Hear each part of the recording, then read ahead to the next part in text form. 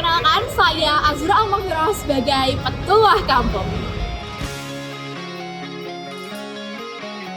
Saya Karisa Prislianti sebagai Situ. Saya Najwa Salsabila sebagai Margina. Saya Sundalipa sebagai Ajudan. Saya Mayostik Azagir sebagai Bendera.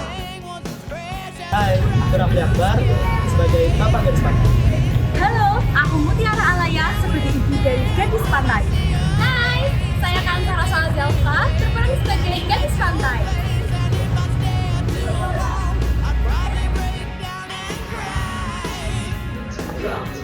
Saya Rifa Anabila sebagai Siva.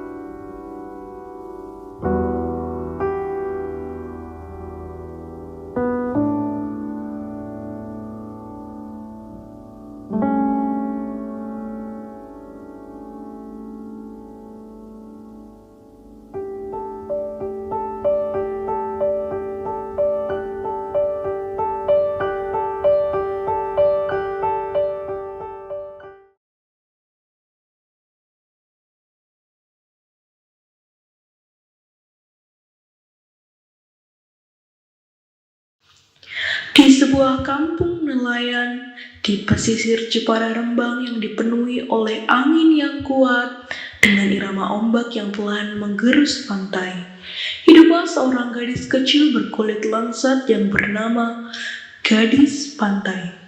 Ia merupakan anak dari kedua rakyat jelata yang bekerja sebagai nelayan. Kehidupan sehari-harinya ditemani deru ombak serta lalu lalang perahu yang berangkat saat fajar dan kembali saat senja.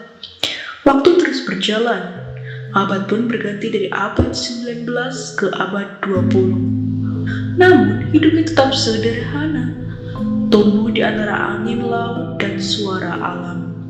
Saat usianya genap 14 tahun, tanpa ia sadari, umur itu yang menghantarkan ia di pintu perubahan hidupnya.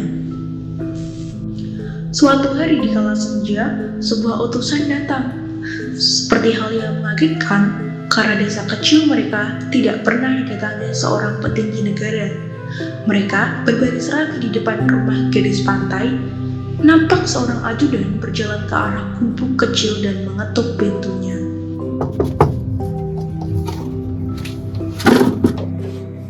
Assalamualaikum warahmatullahi wabarakatuh. Permisi Bapak, saya adalah ajudan dari Bupati Bendoro. Silakan masuk ke rumah kami, Pak. Sekalian.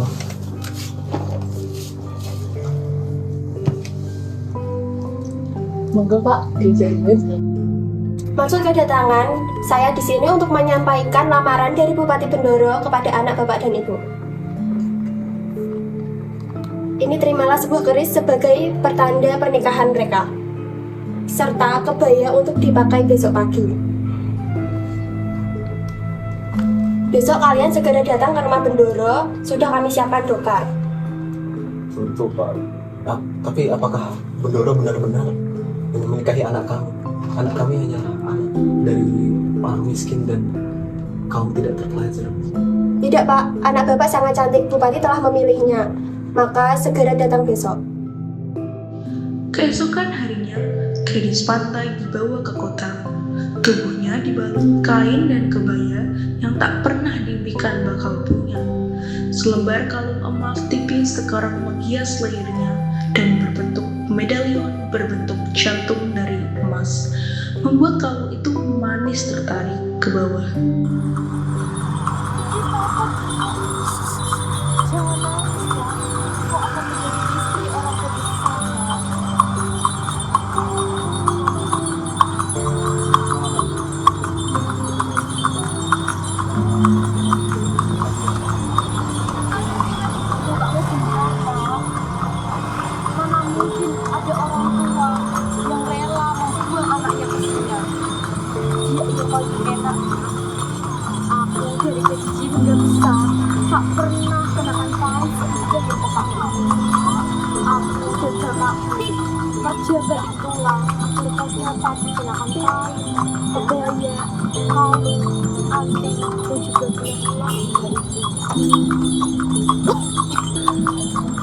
Tak pernah bermimpi anak selalu menangani.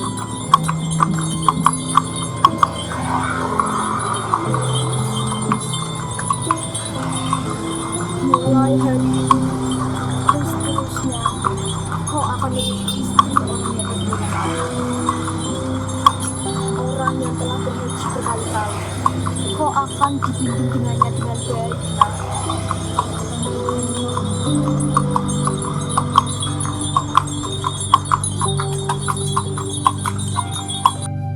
Setelah perjalanan panjang dengan menaiki dokar, sampailah mereka di rumah Bendoro dengan kepala kampung. Mereka duduk di ruang tamu, menunggu Bendoro yang masih tidur.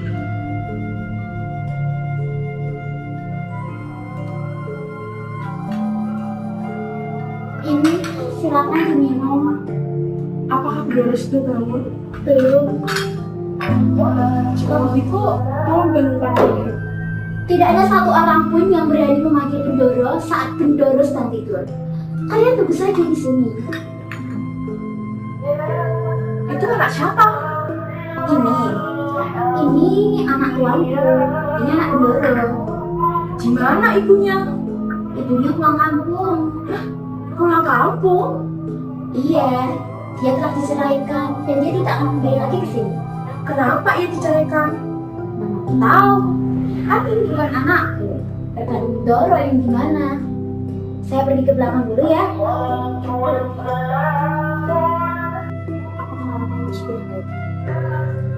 Sudah. Baik sudah gitu, saya akan pergi dulu karena saya ada urusan di desa. Permisi. Oh, anak kita sudah haid. Haid? Kau dari belum? Apa itu haid, Mak? Keluar dari. Aku tidak tahu, Mak. Sudahlah, anggap saja dia sudah haid. Iya. Gadis pantai duduk di depan meja rias di dalam kamar Bendoro yang besar. Simbok berdiri di belakangnya, sibuk merapikan rambut dan merias wajah gadis pantai dengan cekatan. Ini namanya adalah pedang. Kau harus merias diri sebelum bertemu dengan Bendoro. Menggunakannya seperti ini. Nah, seperti ini. Coba kamu pakai sendiri. Dan di sini ada pewangi badan. Baunya sangat enak sekali. Kau bisa memilihnya sesuka. Ayo dipakai. Seperti ini, Mbak. Ya, benar.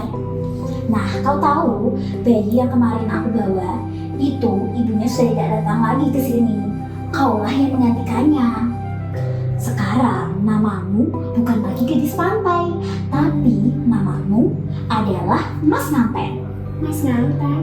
Ya, benar. Dan kau harus memanggilku sebagai Simbok. Aku akan membantumu di sini. Kenapa Mas Nganten, Mbak? Ya, karena kau adalah istri Bendoro. Bendoro itu sangat dihormati di sini. Jadi nanti kau akan bersekolah dan belajar etika di sini. Sekarang Kau tidak boleh lagi berbicara terbesar-besar seperti itu. Ini, kalau yang ini untuk warna bibir. Coba kau pakai. Ya, benar. Tapi aku takut, Mbak. Jangan seperti itu. Lihatlah dirimu. Kau menjadi lebih cantik di sini. Lihatlah. Suasana sunyi menyelimuti kamar. Bendoro melangkah masuk dengan perlahan. Lalu ia duduk di atas kasur, tepat di samping gadis pantai yang sedang menunggunya. Dengan penuh perhatian, Bendoro memberikan ucapan dan meraih tangan gadis pantai dan meraba telapak tangannya dengan lembut. Akulah suamimu. Sahaya Bendoro. Ucapkanlah syukur kepada Allah. Sahaya Bendoro. Tanganmu kasar sekali. Sahaya Bendoro. Kau wanita tidak boleh bekerja dalam halus seperti belut. Wanita utama tidak boleh kasar. Sahaya Bendoro. Kau suka di sini? Sahaya Bendoro. Kau suka pakaikan kapan seperti ini? Sahaya Bendoro. Di suatu ketika, saat Mas Nganten sudah bangun dari tidur malamnya, ia turuni jenjang ruang belakang berjalan menuju ke arah dapur, dituntut Simbo, dan membawanya ke kamar mandi. Air mulai menggericik dan berkecibak. Air pembasuh harum itu digunakan. Setelah ia habis mandi, Simbo kemudian mengajarinya ambil air wudhu dan sholat bersama Bendoro di suasana hangat kala itu.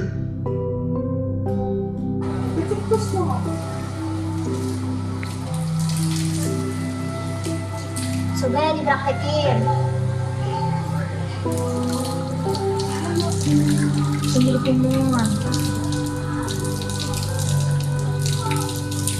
Setelah itu kita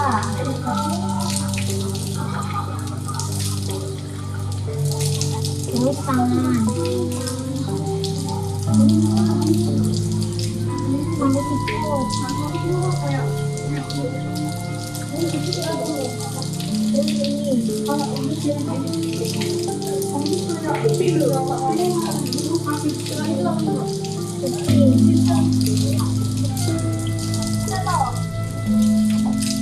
Udah terus kaki.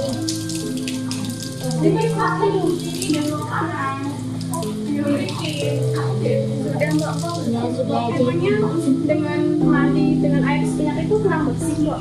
kurang. Kalau misalnya kita mau sembahyang, kita harus wudhu terlebih dahulu biar bersih dan suci. Ini namanya watu kawat. Kawat. Bukan kawat, tapi kawat. Jangan salah sebut. Ayo. Nah, kamu di sini dulu ya.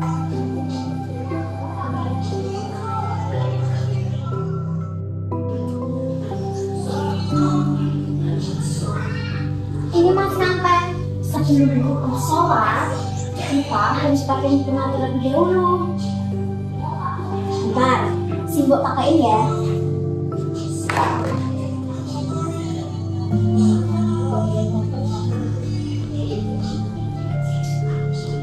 Nah,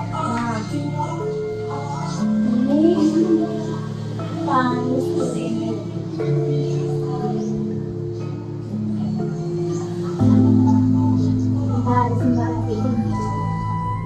Ini namanya ya, benar.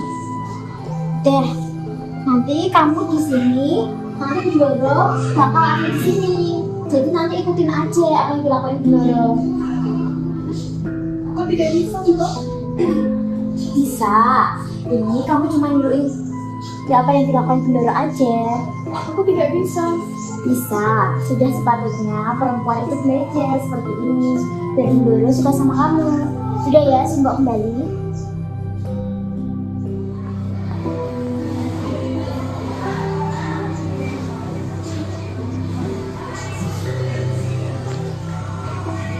Allah.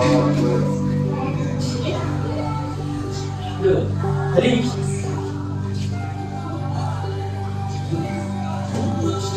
Allah. Hop. Sampai Allah. Allah. Allah. Allah. Allah.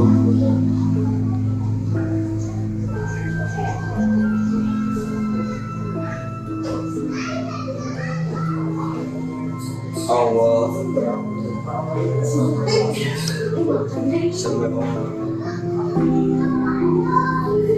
Allah.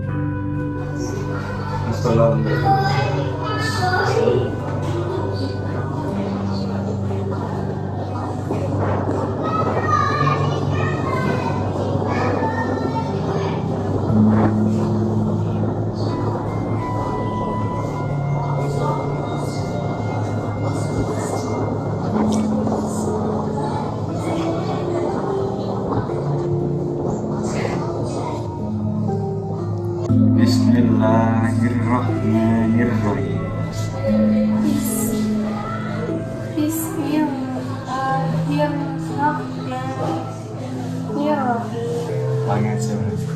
Bismillahirrahmanirrahim.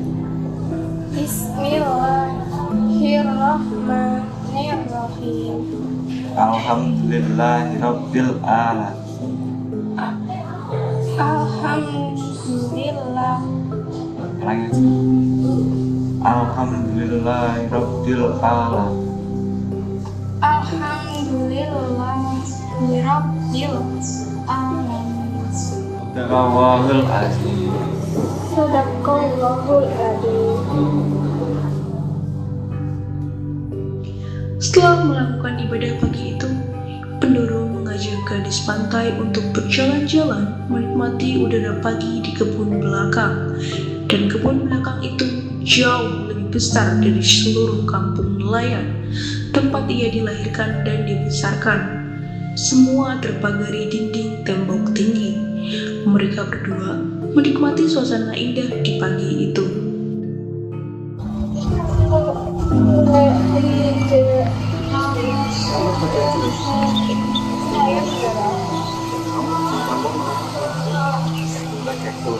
Saya Pendoro. Aku pernah makan terus pulang bisa itu anak kami. Aku tahu kampung ini di sisi pantai sana banyak kotor, miskin, banyak orang-orang yang berkegiatan kotor akhir perbuatan. Saya Pendoro.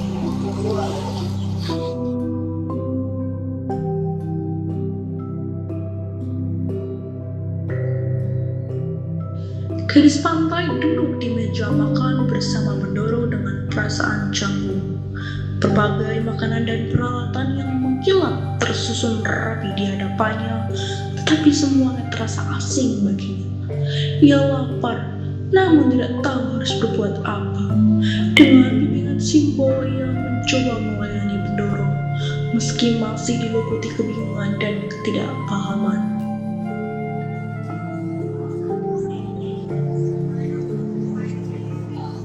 Mas Randa mau makan apa? Makan roti, bubur, atau es jeruk saja? Yang mana saja, Mbak? Ya udah kalau gitu, tanyain ke Pendoro mau makan apa gitu. Pendoro suka yang mana? Aku Yang itu, tidak itu. Cepat. Yang ini, Mbak. Iya, benar. Tanyain mau selai apa? Pendoro mau selai yang mana? yang coklat aja. Coklat yang sebelah roti persis. Cepat ambil. Iya, benar. Ini oleskan pakai sendok yang itu.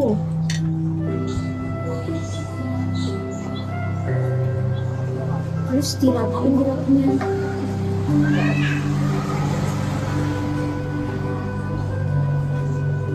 Oles yang rata.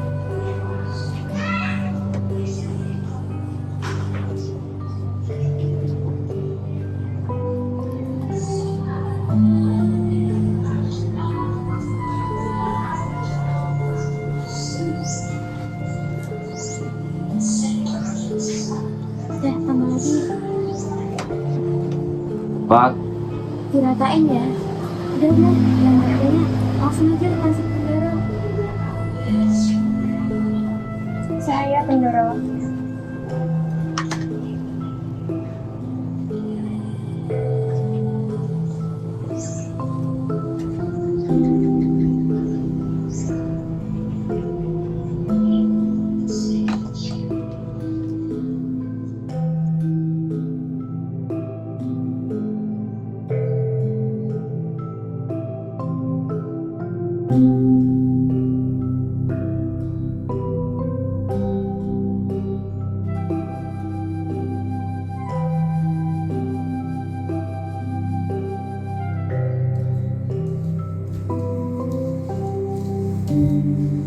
Mbak, kenapa ini begitu sunyi? Kenapa aku tidak boleh keluar? Kenapa aku tidak boleh berbicara dengan orang dapur? Shh, jangan bilang seperti itu Mas Ngampen. Kau ini sekarang adalah Mas Ngampen, bukan lagi gadis pantai. Kau ini sekarang adalah seorang istri Bendoro, seorang yang sangat dihargai di sini. Tapi aku merasa seperti di penjara, Mbak. Aku ingin mendengar suara ombak, ingin mendengar suara orang tertawa. Jangan bilang seperti itu Mas Ngampen. Kau sekarang adalah seorang bangsawan. Seorang bangsawan itu harusnya diam saja dan berbicara saat dibutuhkan. Kau harus belajar menjadi patung yang cantik untuk Bendoro. Jadi, menjadi seorang bangsawan harus kehilangan suara sendiri. Ya memang begitulah. Itu adalah harga yang harus dibayar untuk tinggal di gedung yang mewah ini.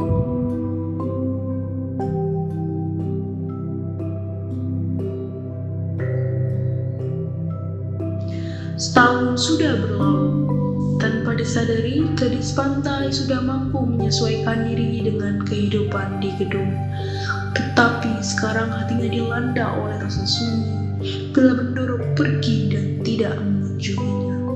Rasa khawatir telah menyelimuti hatinya dan kini ia mulai bertanya pada dirinya sendiri, apa yang dilakukan sang Bendoro di luar sana.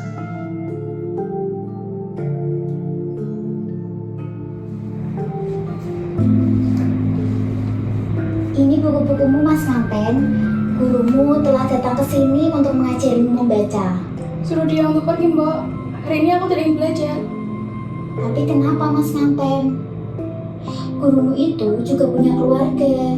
Dia butuh uang untuk menafkahi keluarganya. Aku tidak mau, Mbak. Maaf, Mbak. Aku tidak mau seperti itu. Mbak tahu, kau ini sedang cemburu dengan Bendoro. Tapi jangan serahkan itu kepada orang lain. Sebenarnya, apa yang dilakukan oleh Bendoro hingga ia tidak pulang selama ini? Kalau soal itu, Mbok juga tidak mengetahuinya. Tapi sebagai seorang perempuan, harusnya kita merawat diri dan merawat rumah kita. Untuk masalah mencari nafkah, kita serahkan kepada seorang pria. Setauku, orang yang membawaikan paling besar di kampungku begitu dihormati. Apa yang dilakukan oleh Bendoro dengan badannya yang tinggi dan lemah hingga ia begitu dihormati? Gadis pantai sedang duduk termenung di kamarnya. Tiba-tiba pintu terbuka tanpa ketukan yang sopan. Marina masuk dengan langkah yang angkuh. Ia mengenakan kebaya yang bagus untuk ukuran seorang pelayan.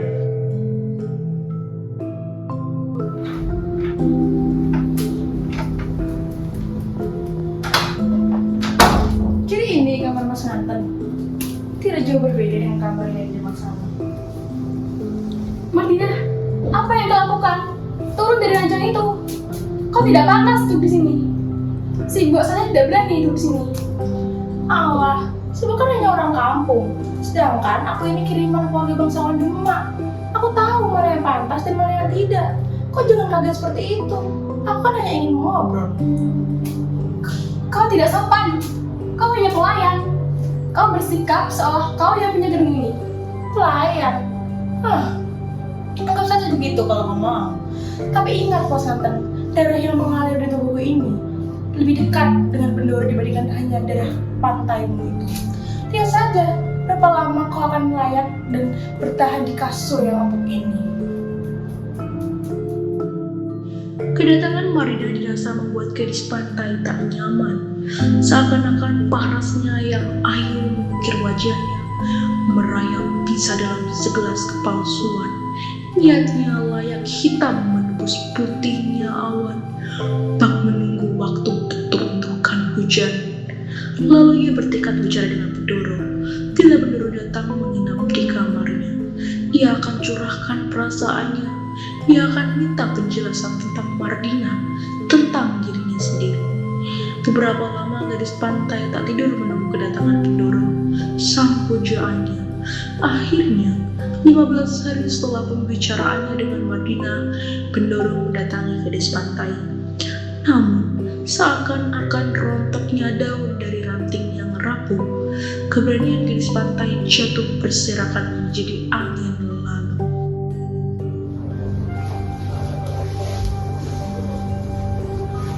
Apa sakit Mas Kandan? Tidak, Bendoro. Wajahmu pucat sekali Mas Kandan. Apa benar-benar tidak sakit? Saya Bendoro. Aku mengerti. Bicaralah Mas Kandan. Bendoro, Iya. mengapa wanita Martina dikirim ke sini? Itu untuk membantumu. Siapa dia, Bendoro? Keponakan jauhku Mas Kandan. Bendoro, Ya. tidak jadi, Bendoro. Tidak tentu. Bicaralah. Saya ingin melihat orang tua saya. Boleh. Kapan? Kapan kau pergi? Jika diizinkan, besok, Bendoro. Baik. Besok kau boleh pergi melihat orang tuamu. Tetapi bersama Madinah untuk menemanimu. Jangan, Bendoro. Apa yang diperbuat Madinah kepadamu? Tiada, Bendoro. Saya ingin sendiri. Siapa yang menemani? Siapa saja, Bendoro, asal bukan Martina.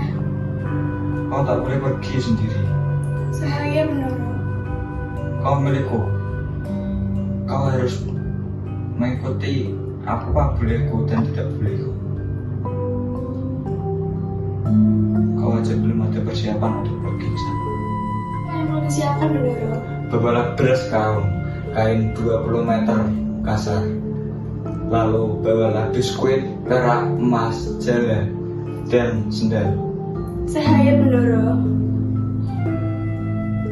Langkah kaki gadis pantai akhirnya kembali mencium tanah kampung nelayan, membawa serta raga yang letih dan beban-beban titipan sang Bendoro.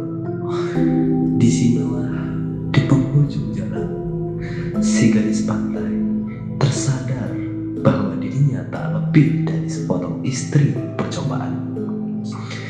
Bendoro masih akan tetap menjadi perjaka sampai beristrikan seorang wanita berbangsa. 2 tahun terperangkap dalam kemegahan gedung tinggi hanya menelanjangi kenyataan pahit. Ia hanyalah butiran debu yang akrab dengan kemiskinan dan ketakutan pada bayang-bayang orang kota. Kehidupan para pria memang sulit untuk diterka. Namun masa bodoh, gadis pantai lebih memikirkan rasa rindunya pada kampung kelahirannya. Dan tibalah saatnya gadis pantai sampai di kampung nelayan. Bapak, aku rindu sekali denganmu. Nah, alhamdulillah kau kembali dengan selamat. Ayo, sekarang akan kuantarkan kau menemui mama. Lihat, itu ibumu nak. Ma, aku pulang. Itu tak ikut. Kau pulang, nak? Tangis tuh, Mak. Pakaian dan parasmu sudah berubah, nak. Mengapa Mak dan Bapak tidak pernah memanggilku pulang? Apalah aku di mata sang pendono. Aku hanya orang biasa. Tak patut, nak. Aku meminta permintaan kepada sang pembesar, nak. Ampuni, Mak. Tapi mengapa Mak menyambutku dengan penuh tangis? Apalah jahatnya air mataku ini, nak. Jika anak sendiri menjadi orang sang pendoro, nak. Mata suka aku pulang? Ya. Kau pulang? Apakah pendoro murka denganmu, nak? Atau apakah pendoro memberikan izin kepadamu, nak? Iya, Mak. Pendoro memberikanku izin. Bahkan beliau membawakanku oleh-oleh. Bahagia, Mak. Jika kau pulang dan pendoro mengizinkan. Di dapur kampung yang ramai, gadis pantai mencoba ikut membantu seperti biasa. Namun, kali ini ia ditahan. Warga dan ibunya mengingatkan bahwa dirinya sudah berbeda. Seorang istri pendoro. Meski ia merasa tetap sama, orang-orang di sekitarnya mulai menjaga jarak, membuatnya perlahan merasa asing di tempatnya sendiri. Cepat sedikit, keburu dingin makanannya. Iya, ini apinya tak juga menyala.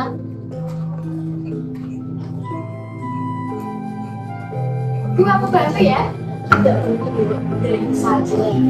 Kenapa aku tidak boleh membantu? Sekarang udah beda, beda bagaimana? Harus tidak seperti dulu dulu. Masih aku, Bu. Aku masih bisa bekerja. Tidak pantas calon istri orang besar masuk ke dalam dapur kayak begini. Tidak pantas. Apa salahku? Bukan salah, Dok. Tetapi orang-orang akan bicara. Orang-orang kampung. Justru karena kampung kita harus menjaganya. Menjaga sampai kehilangan diri sendiri. Ini demi kebaikan. Atau menjaga jarak dariku? Sudah enggak? Hai, kamu susah jaga. Iya.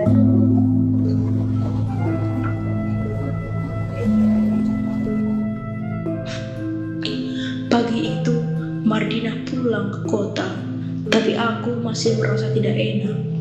Pasang-pasang mata yang menyinarkan pandang tak wajar kepadaku, kesopanan yang terlalu dibuat-buat, terutama bapak dan emak yang begitu jauh terhadapku bila masuk ke rumah, bukan jadi yang ramah lagi.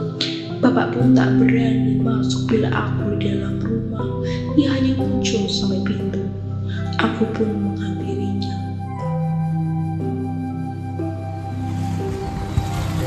Pak, Bapak mengapa sih di luar terus? Rasanya panas di dalam nak. Bapak, jikalau di luar, Bapak senang sekali. Aku tahu. Kalau ada aku, Bapak tahu Mas. Oh, Tidak seperti itu. Bapak memanggil nama aku saja tidak? Bapak bukan bermaksud seperti itu. Sekarang apa yang harus dilakukan? Aku ini anakmu, Pak. Yang seperti dulu. Yang tak dapat perhatian. Mari Pak, jangan ke pantai.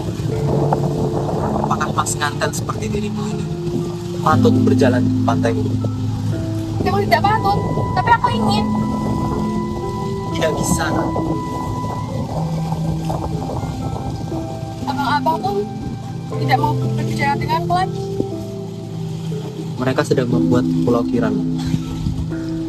Sepertinya adik-adik dilarang berbicara olehku. Karena katanya menghormati orang kota. Aku jadi ingat pertama kali Bapak mengantarku ke rumah Kirono. Apa aku kembali ke kota?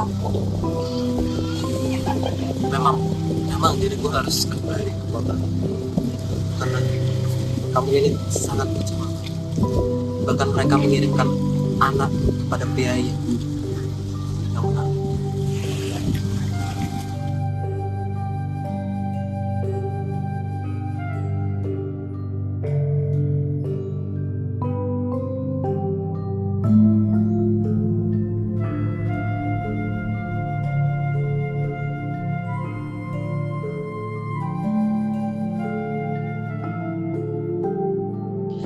Gadis pantai dan Madinah baru saja sampai di pinggir kampung nelayan.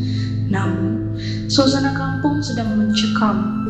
Teriakan pajak, pajak membana di sepanjang pantai. Orang-orang berlarian membawa harta benda yang bisa diselamatkan ke arah daratan. Gadis pantai yang berniat pulang untuk mencari perlindungan dari sunyinya gedung Bendoro. Namun yang ia temukan bukannya kebahagiaan, justru bajak laut yang mengancam kampungnya dan membuat ia dianggap sebagai seorang asing yang membawa kutukan. Di tengah kepanikan itu, seorang ketua kampung menghampiri mereka dan berbincang dengan wajah penuh amarah. Aku hanya ingin pulang, Neng. Aku tidak tahu. Kau tidak tahu? Kedatanganmu ke sini membawa bencana bagi desa. Kau pakai perhiasan seperti itu, mungkin kau ingin memperlihatkan kan bahwa status sosial kamu sudah berbeda dari yang Sudahlah, Nek. Mas Nganten hadir di sini, dia hanya rindu pada kampungnya. rindu. Kau cakap apa yang aku ucap itu semua fakta bahwa dia itu membawa bencana bagi desa kita.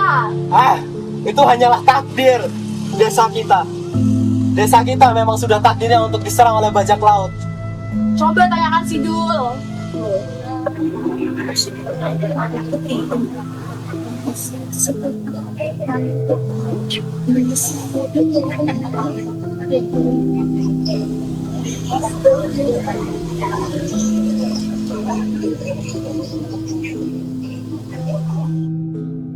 Setelah kejadian bajak laut itu, desa Gadis Pantai kini kekurangan dalam kekayaan. Di malam yang penuh penderitaan itu, akhirnya Marina mengakui sebuah fakta kelam besar yang mengejutkan tentang kehidupan gadis pantai yang sebenarnya.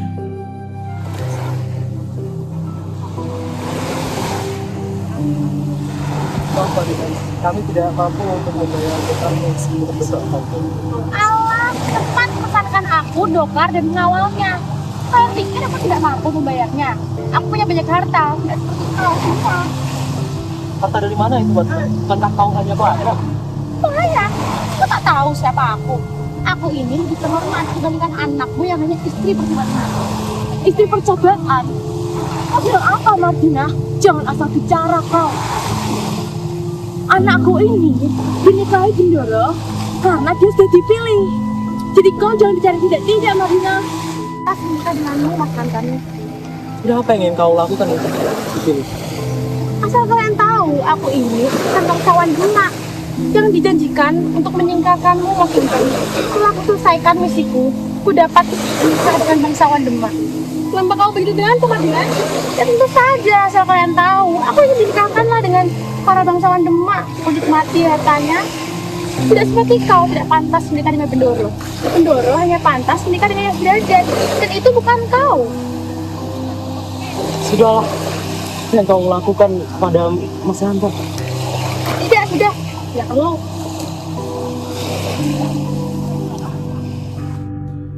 Akhirnya Bapak membawa Marina pada Dul.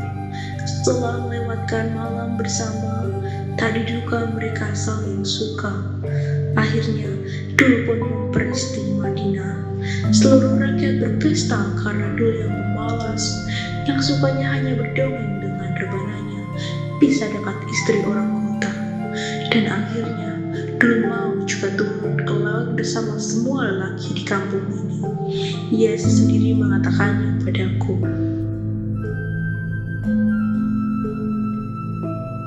Martina, sekarang kau sudah menjadi istriku. Apa kau siap menjalani kehidupan seperti ini? Aku yang telah memilih dari Bendoro. Siap tidak siap harus berjalani. Aku tidak bisa menguratkan lagi dunia bangsawan yang penuh dengan kekerasan itu. Dulu kau ingin sekali menjadi istri seorang bangsawan, bahkan sampai menyakiti orang lain. Maafkan aku dulu. Aku telah gila akan kehormatan dan juga harta yang kupikir akan membuatku bahagia. Dan sekarang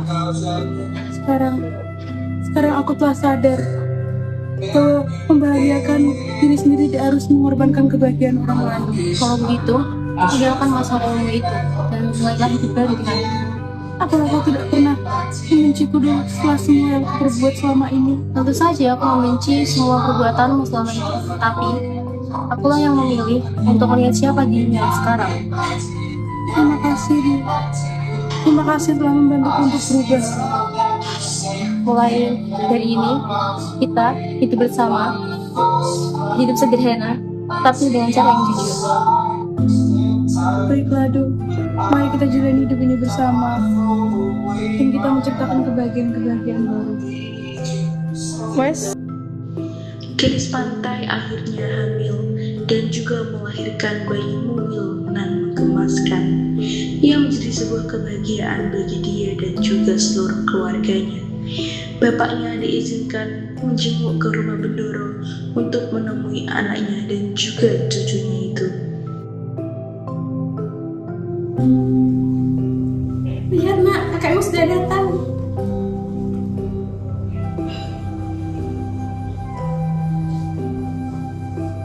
Pak, anakku sudah lahir. Ia lahir dengan sehat. Alhamdulillah, anakku. Cucuku sudah lahir dengan sehat. Semoga dia kelak menjadi anak yang berakhlak baik. Setelah dipanggil oleh Bendoro, bapak kembali menemui gadis pantai dan anaknya di kamar. Saat itu, raut muka bapak penuh dengan misteri yang tak terpecahkan. Bapak meminta gadis pantai untuk segera mengemasi barang dan pulang ke desa mereka dahulu tinggal. Banyak sekali benang pikirannya terpaut dari gadis pantai tentang kejadian kala itu.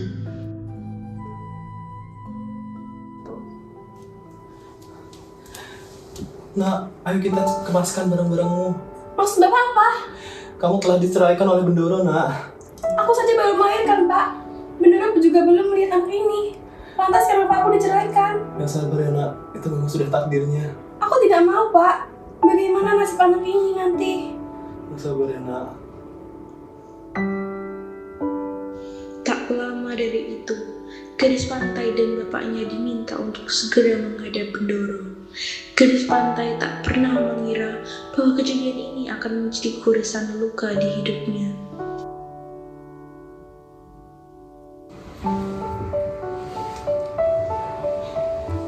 Ampun, Bendoro. Kami tidak ingin bercerai. Bagaimana nasib anak ini? Nah, sekarang kau akan makan tentu lagi. Mulai titik ini dan saat ini kau akan kuceraikan. Maaf, Bendoro. Tapi anak ini butuh seorang ibu. Apa yang kau langgar, Mas Nandang? Buat sini anak itu terus. Nara akan kau kasih kau emas, perak, dan jelek. Dan kau pergi dari sini dan jangan kembali lagi. Saya, Bendoro. Ampuni kami.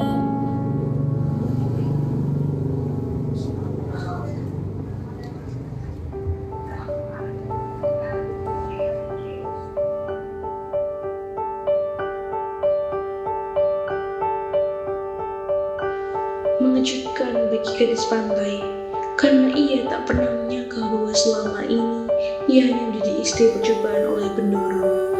Dan setelah melahirkan anaknya, gadis pantai diusir dan diberikan hadiah agar dapat segera meninggalkan daerah itu. Segala kejadian di hari itu menjadi memori terpahit dalam hidup gadis pantai. Akhirnya gadis pantai pergi meninggalkan rumah Bendoro dengan penuh tangis dan duka, karena harus kehilangan anak yang baru dilahirkannya, dan juga kecewa karena ternyata selama ini ia hanya istri percobaan bagi sang Bendoro. Gadis pantai ini tak lagi dianggap di desanya. Ia tak bisa hidup di kota dan di desa menjadi orang yang terbuang. Seluruh kejadian ini memberikan dampak yang sangat besar bagi gadis pantai dan memberikan luka besar di kehidupannya.